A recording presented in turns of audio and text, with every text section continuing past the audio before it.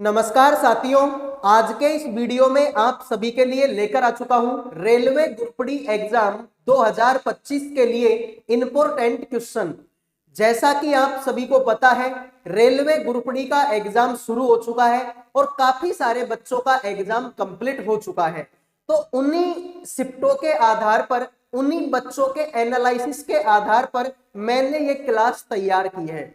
इस क्लास में काफी सारे इंपॉर्टेंट क्वेश्चन आप सभी को करवाऊंगा, जो कि आपकी आने वाली शिफ्टों के लिए काफी ज्यादा इंपॉर्टेंट है। तो जिन बच्चों का एग्जाम नहीं हुआ, और चाहे कुछ करो या मत करो, इस वीडियो को लास्ट तक देख लेना भाई, ठीक है। मैं पहले ही बता रहा हूं, तुम लाइक सब्सक्राइब करो या मत करो, लेकिन हाँ, इस क्लास को लास्ट तक देख लेना। आपको समझ में आ जाएगा कि कैसे क्वेश्चन आप लोगों से पूछे जा सकते हैं। तो फटाफट से सभी बच्चे कमेंट में अपनी अपनी एग्जाम डेट मुझे बता दो भाई एक बार, ठीक है। दिए गए चित्र में कितने त्रिभुज हैं? इस डायग्राम को ध्यान से देखो और बता दो इसमें आपको कितने त्रिभुज दिखाई दे रहे हैं। एक सिंपल सा लॉजिक जो मैंने तुमको बताया था कि कहीं पर भी तुमको ऐसा डायग्राम देखने को मिल जाए, इसमें आपके 3 त्रिभुज होते हैं। कितने भाई? 3। सर कहां कहां होते हैं? देखो, पहला त्रिभुज ये रहा, ठीक है, दूसरा त्रिभुज ये रहा, ठीक है, और एक ये पूरा का पूरा। यानी कि जब भी ऐसा डायग्राम बनेगा, इसमें टोटल आपके 3 त्रिभुज होंगे। तो सर 3 इसमें हो गए, ठीक है, 3 इसमें हो गए, ठीक है, और 3 इसमें हो गए। कितने हो गए? 9। और एक ये पूरा का पूरा हो गया, एक ये पूरा का पूरा हो गया। कितने हो गए मेरे भाई? 10। और अंदर ये जो बना हुआ है, इसमें कितने हैं? 5 है। सर 5 कहां पर है? देखो, एक छोटा सा, दूसरा, तीसरा, चौथा, और एक ये पूरा का पूरा तुम्हारा 5वां। तो 10 और 5 कितने हो गए? 15 हो गए।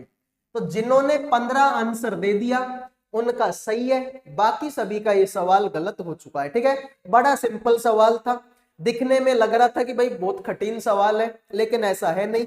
2 सेकंड का सवाल था। कितने सेकंड का? केवल और केवल 2 सेकंड का। आइए अगले सवाल पर बढ़ते हैं। अगला सवाल है, दिए गए चित्र में कितने त्रिभुज हैं? इसको भी बता दो मेरे भाई। और मैं फिर से बोलूंगा कि ये सवाल भी आपका 2 सेकंड का है। कितने सेकंड का? 2 सेकंड का है। तो देखता हूं 2 सेकंड में कौन बच्चा आंसर करेगा। आप खुद बोलोगे कि हाँ सर ये सवाल था तो 2 सेकंड का ही, 2 ही सेकंड का सवाल है भाई। अच्छा, मैंने तुमको बताया था कि जब भी ऐसा कोई डायग्राम बनता है, इसमें कितने त्रिभुज होते हैं? सर इसमें 8 त्रिभुज होते हैं। अगर एक लाइन और खींच दूं, अब इसमें कितने त्रिभुज हो जाएंगे? 12 हो जाएंगे। तो भाई सीधी सी बात है, ये वैसी आकृति ही तो है। हाँ सर बिल्कुल, ये तो वैसी आकृति है। वैसी है ना? बिल्कुल। इसका मतलब भाई आपको पता है ना कि 12 त्रिभुज तो इसमें हो गई। तो 12 को तुम अलग लिख लो। 1 सेकंड का टाइम भी नहीं लगा इनको काउंट करने में। तुमको थोड़ी देर पहले ही बताया था कि ऐसी आकृति जब भी बनती है, इसमें कितने त्रिभुज होते हैं?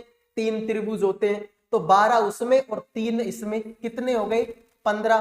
15 के बाद में देखो मेरे भाई, एक इन दोनों को मिलाकर बनेगा 16, और एक इन दोनों को मिलाकर बनेगा 17। ठीक है मेरे भाई, तो यही तुम्हारे सवाल का राइट आंसर है। तो जिन्होंने 17 आंसर दे दिया है उनके तो मजे हो गए, बाकी सभी का ये सवाल गलत हो गए। लो भाई, तो इसीलिए मैं बोल रहा हूं कि केवल 2 सेकंड का सवाल है। अब तो कर दो लाइक और सब्सक्राइब, ठीक है। अब तो एक लाइक और एक सब्सक्राइब मैं डिजर्व करता हूं। देखो, वीडियो में आगे बढ़ने से पहले जो भी student railway group D exam 2025 की तैयारी कर रहे हैं, जिन भी बच्चों का एग्जाम अभी तक नहीं हुआ, आने वाले दिनों में जिन भी बच्चों का एग्जाम है, उन सभी के लिए करंट अफेयर का, जीके का, रीजनिंग का और मैथ सब्जेक्ट का पीडीएफ तैयार कर दिया केवल 100 रुपए में। 100 रुपए में आपको करंट अफेयर भी मिलेगी, आपको जीके भी मिलेगी, आपको रीजनिंग भी मिलेगी और मैथ भी मिलेगी। इन चारों सब्जेक्टों का कंप्लीट पीडीएफ आपको 100 रुपए में दिया जाएगा। इसमें आपके क्वेश्चन भी होंगे और क्वेश्चनों का सॉल्यूशन भी दिया जाएगा। बहुत सारे बच्चों को डाउट होता है कहीं क्वेश्चन दे दो। क्वेश्चन नहीं है, क्वेश्चन भी है, क्वेश्चन का सॉल्यूशन भी है। तो मात्र 100 रुपए का पीडीएफ है। अगर कोई बच्चा इस पीडीएफ को ध्यान से मन लगाकर पढ़ लेता है तो लगभग उसका सिलेक्शन यहाँ पर पक्का है। तो जिन भी बच्चों को चाहिए इन नंबरों पे व्हाट्सएप मैसेज करके केवल और केवल 100 रुपए में आप चारों सब्जेक्टों का पीडीएफ ले सकते हो। मेरे भाई 100 रुपए कोई बहुत बड़ी बात नहीं है, लेकिन अगर 100 रुपए के पीडीएफ से लास्ट टाइम पर 10 क्वेश्चन की अगर हेल्प भी आपको मिल जाती है तो ये अपने आप में बहुत बड़ी बात होगी। तो जिन भी बच्चों को चाहिए इन नंबरों पे व्हाट्सएप मैसेज करके आप 100 रुपए में इन चारों सब्जेक्टों का पीडीएफ ले सकते हो। आइए मेरे भाई अगले सवाल पर बढ़ते हैं। अगला सवाल है, दिए गए विकल्पों में से उस अक्षर समूह का चयन कीजिए जो निम्नलिखित श्रृंखला में प्रश्न चिन्ह के स्थान पर आ सकता है। सभी बच्चे बताएंगे मेरे भाई इस सवाल का आंसर क्या होगा। क्वेश्चन मार्क की जगह पर इनमें से कौन सा ऑप्शन आप लोगों का आएगा? फटाफट कमेंट करो भाई इस सवाल का आंसर क्या होगा। तो देखते हैं आप में से कितने बच्चे इस सवाल का आंसर करेंगे। बड़ा सिंपल सवाल है, देखो भाई। अब देखो इसमें भी शुरू में x है, इसमें भी शुरू में x है, इसमें भी शुरू में x और इसमें भी शुरू में x। मतलब शुरू के अक्षर को तो देखो ही मत, देख के भी क्या कर लोगे ये बताओ? आएगा तो x, इसका मतलब शुरू के अक्षर को देखना नहीं है, वो तो x आ गया। देखिए यहाँ पर p आता है 16 पर, r आएगा 18 पर, t आएगा 20 पर, v आएगा 22 पर। ठीक है, तो 16 में 2 जोड़ेंगे 18, 18 में 2 जोड़ेंगे 20, 20 में 2 जोड़ेंगे 22 और 22 में 2 जोड़ेंगे तो आंसर होगा 24। और 24 नंबर पर भी x आता है, तो यहाँ पर तो w है, यहाँ पर भी w है। अब आगे आ जाओ, देखो y आएगा कितने पर? 25 पर, s आएगा 19 पर, m आएगा 13 पर और g आएगा 7 पर। दे मेरे भाई 25 में से 6 घटाऊंगा 19 आएगा, 19 में से 6 घटाऊंगा 13, 13 में से 6 घटाऊंगा 7 और 7 में से 6 घटाऊंगा तो 1 और 1 नंबर पर a आता है। तो जिन्होंने आंसर दे दिया ऑप्शन नंबर बी उनके मजे हो गए, बाकी सभी का ये सवाल गलत है। और मैं तुमको बता दूं मेरे भाई इस तरह के लगभग 3 से 4 क्वेश्चन आप लोगों से एग्जाम में पूछे जाएंगे। तो कोडिंग डिकोडिंग का जो चैप्टर है उसको ध्यान से मन लगाकर पढ़ लो मेरे भाई, 3-4 क्वेश्चन तुम्हारे सही हो जाएंगे, इस चीज की गारंटी मैं लेता हूं। आइए भाई अगले सवाल पर बढ़ते हैं। अगला सवाल आपके सामने है, अंग्रेजी वर्णमाला क्रम पर आधारित श्रृंखला में प्रश्नवाचक चिन्ह के स्थान पर क्या आना चाहिए? सभी बच्चे बताएंगे मेरे भाई इस सवाल का राइट आंसर क्या होगा। क्वेश्चन मार्क की जगह पर कौन सी ऑप्शन आप लोगों का आएगा? A B C D. Sir इसमें भी वही हाल है, देखो इसमें भी शुरू में h, इसमें भी शुरू में h, इसमें भी h और इसमें भी h। इसका मतलब शुरू के अक्षर को तो देखो ही मत, अगले अक्षर पर आ जाओ सीधा ही। तो ध्यान से देखो, I आएगा 9 पर, G आएगा 7 पर, E आएगा 5 पर, C आएगा 3 पर। 9 में से 2 घटाएंगे 7, 7 में से 2 घटाएंगे 5, 5 में से 2 घटाएंगे 3 और 3 में से 2 घटाएंगे 1। 1 नंबर पर A आता है, A आता है। इसमें तो B है, गलत मारो, इसमें भी B है, गलत मार दो। आगे आ जाइए मेरे भाई, L आता है 12 पर, J आता है 10 पर, H आएगा 8 पर, F आएगा 6 पर। 12 में से 2 घटाएंगे 10, 10 में से 2 घटाएंगे 8, 8 में से 2 घटाएंगे 6 और 6 में से 2 घटाएंगे 4, 4 नंबर पर D आता है। जिन्होंने आंसर दे दिया ऑप्शन नंबर 1 उनके मजे हैं, बाकी सभी का ये सवाल गलत हो चुका है। उम्मीद करूंगा भाई ये सवाल भी समझ में आ गया होगा। आओ भाई अगले सवाल पर बढ़ते हैं। देखो अगला सवाल है, TX12 एक निश्चित तरीके से RS23 से संबंधित है, GW2 उसी तरीके से ER13 से संबंधित है। तो समान तर्क का अनुसरण करते हुए NR-5 दिए गए विकल्पों में से किससे संबंधित है? तो मेरे भाई ध्यान से देखिए, TX, T आता है 20 पर, X आएगा 24 पर और 12 तो 12 है। आगे आ जाओ, R आएगा 18 पर, S आएगा 19 पर और 23 तो 23 है। तो 20 में से 2 कम करेंगे 18, 24 में से 5 कम करेंगे 19 और 12 में अगर मेरे भाई मैं 11 जोड़ दूं तो ये हो जाएगा तुम्हारा 23। सेम लॉजिक इसमें देख लो भाई, जी आता है 7 पर, डब्ल्यू 23 पर, और 2 तो 2 है ही, तो इसको देख लो अब ई आर 13, ई आएगा 5 पर, आर आएगा 18 पर, और 13 तो 13 है। इसमें से 2 घटा, इसमें से 5, देखो 7 में से 2 घटाएंगे तो 5, 23 में से 5 घटाएंगे 18, और 2 में अगर मैं 11 जोड़ दूं तो 2 में 11 जोड़ूंगा तो वो 13 हो जाएगा। एन आर -5 को देख लो भाई, एन आएगा 14 पर, आर आएगा 18 पर, माइनस का 5 है, तो पहले 2 घटा दो 5 घटा दो, 2 5, ठीक है। तो 14 में से 2 घटाएंगे 12, 12 नंबर पर एल, 18 में से 5 घटाएंगे 13, 13 नंबर पर आपका एम, और इसमें 11 जोड़ा है, इसमें भी 11, इसमें 11 जोड़ दो मेरे भाई, ठीक है। तो देखो माइनस के 5 में अगर मैं 11 जोड़ दूं, 11 में से 5 घटाएंगे 6, तो 6 तुम्हारा हो जाएगा LM6। LM6 तुम्हारे इस सवाल का राइट आंसर हो जाएगा। तो जिन्होंने सी आंसर दे दिया है उनके तो मजे हो गए, बाकी सभी का ये सवाल गलत हो चुका है। उम्मीद करूंगा मेरे भाई ये सवाल भी समझ में आ गया होगा। तो कोडिंग डिकोडिंग को ध्यान से पढ़ लेना भाई, 3-4 क्वेश्चन तुम्हारे आएंगे ही आएंगे, इसमें कोई दो राय नहीं है, ठीक है। तो कर लो भाई तैयार। आइए अगले सवाल को देखते हैं। इसमें बता दो भाई, इसमें टोटल कितने त्रिभुज हैं, फटाफट कमेंट करो। अगर तुम इस सवाल को ध्यान से देखोगे ना तो तुमको पता चलेगा, अगर तुम्हारा बेसिक क्लियर है तो मैं तुमको बता दूं, मजाक नहीं कर रहा, ये सवाल मुश्किल से 5 सेकंड में हो जाएगा, ठीक है भाई, मुश्किल से 5 सेकंड में हो जाएगा। और 5 सेकंड में किस काम में लगेगी, बस जोड़ने में, वरना तो डायग्राम को देखते ही समझ में आ जाएगा कि इस सवाल का आंसर क्या है। फटाफट कमेंट करो 10, 19, 21, 23। तो देखते हैं आप में से कितने बच्चे इस सवाल का आंसर करेंगे, ठीक है। तो ध्यान से देखो सर, 5 सेकंड में कैसे कर पाएंगे, हमारे तो समझ में नहीं आया ये सवाल।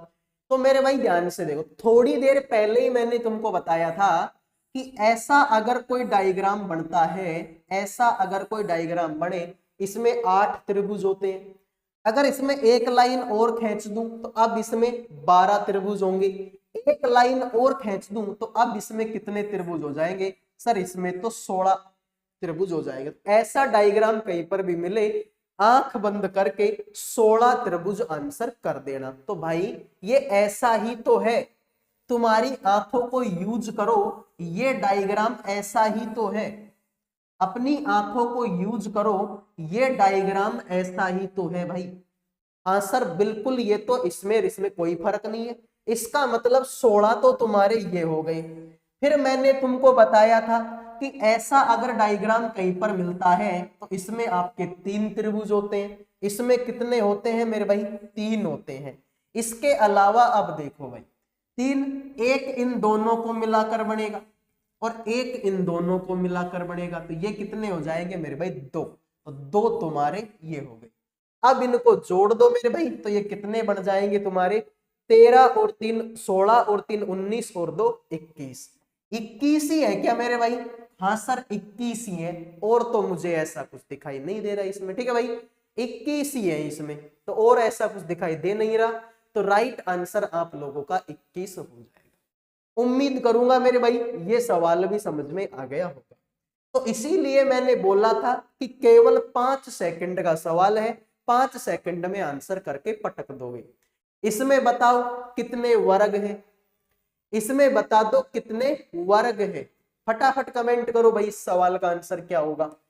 तो ऐसे सवालों में क्या करते हैं कि पहले तो जो सिंपल सिंपल वर्ग दिख रहे हैं ना उनको काउंट कर लो तुम लोग, ठीक है। पहले तो जो सिंपल सिंपल है उनको काउंट करो। देखो भाई जो बड़े बड़े हैं, सर एक तो ये रहा, दूसरा ये रहा, तीसरा ये रहा, चौथा ये रहा, पांचवा ये रहा, और छठा ये रहा। तो 6 तो अंधे होंगे ना, अगर कोई बच्चे के आंखें नहीं होंगी ना वो भी देख पा रहा होगा कि इसमें 6 तो मोटे मोटे ही है, ठीक है। 6 तो ये हो गए। अब 6 के बाद में देख लो, एक इन दोनों को, इन सबको मिलाकर भी तो बनेगा, एक इन सबको मिलाकर भी तो बनेगा।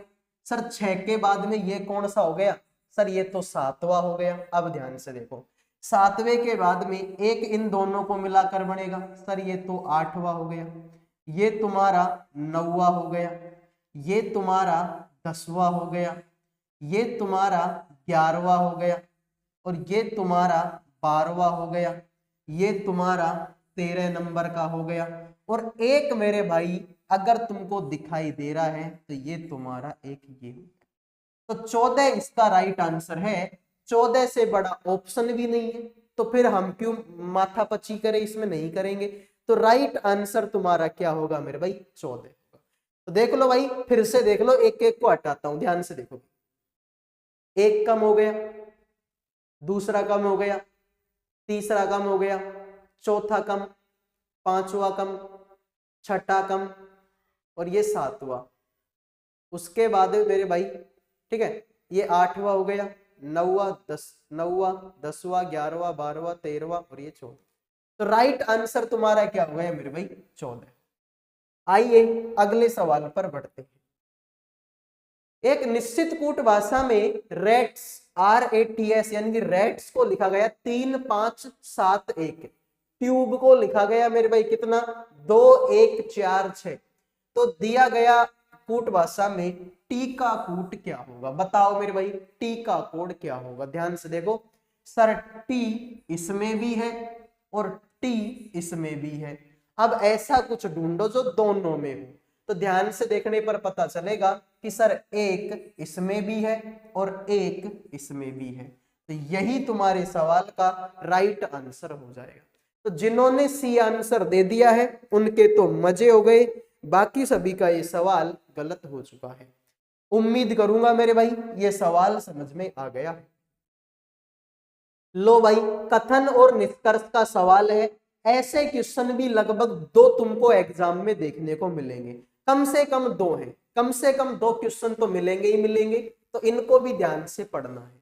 सभी भालू बिल्ली हैं, जितने भी भालू हैं, जितने भी भालू हैं वो सारे के सारे क्या हैं, वो सारे के सारे आपके बिल्ली हैं। फिर बोला सभी बिल्ली पांडा है, जितनी भी बिल्ली है वो सारी की सारी आपके पांडा है। और कुछ भालू आपके बाघ हैं, कुछ भालू आपके क्या है, कुछ भालू आपके मेरे भाई बाघ है। ठीक है भाई, कुछ भालू तुम्हारे बाघ। अब सवाल को देखो, कुछ बाघ बिल्ली है क्या, बिल्कुल मेरे भाई कुछ बाघ तुम्हारे बिल्ली हैं। देखो ये वाला, इसका मतलब ये सही है।